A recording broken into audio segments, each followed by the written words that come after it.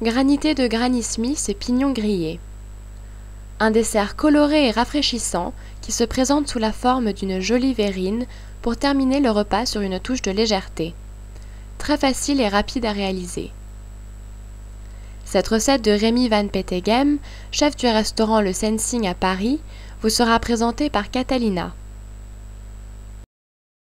Moi j'avais une question de base, est-ce que c'est réalisable sans une centrifugeuse? Parce que pas tout le monde en possède. Alors, c'est faisable. Le résultat ne sera pas tout à fait le même. En fait, il y a deux solutions. Soit on achète du jus de pomme, tout simple. Alors, essayez de trouver une bonne qualité de jus de pomme. On arrive à en trouver maintenant du frais dans certaines surfaces. Ou sinon, on a tous un mixeur à la maison. Donc ça demande un petit peu plus de pommes. Mais on mixe très très fort les pommes. Et après, on presse la purée dans un torchon. Et il y aura de l'eau qui va couler. Et c'est cette eau qu'il faut récupérer. Ok. Donc on n'a pas besoin d'une sorbetière ou des choses Non. comme ça pour le faire? Non, non. L'avantage du granité, justement, c'est que c'est facile à la maison. Il suffit de le faire la veille, tu le mets au congélateur. De temps en temps, tu le grattes parce que le jus de pomme va se décanter, en fait. Donc le sucre va tomber dans le fond. Toutes les particules vont tomber aussi dans le fond comme elles sont plus lourdes que l'eau. Donc de temps en temps, on gratte le granité.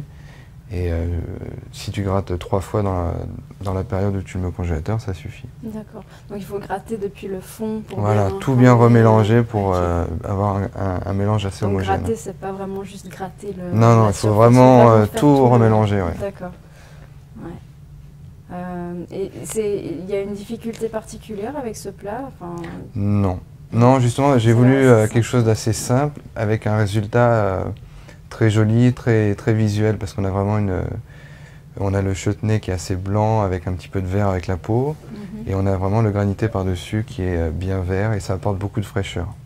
Pourquoi des pignons avec les pommes? Moi, j'aime bien associer les pignons de pain avec les pommes. Déjà, ça apporte un petit côté noisette, caramélisé, et puis ça apporte du croquant. Nous, ce qu'on fait dans les recettes, généralement, c'est toujours apporter des textures différentes, pour pas non plus avoir que des choses molles en bouche ou quoi que ce soit. Donc on rajoute toujours quelque chose, bien sûr qui a une conséquence au niveau du goût pour que ça apporte quelque chose, mais on essaie toujours de jouer avec les textures.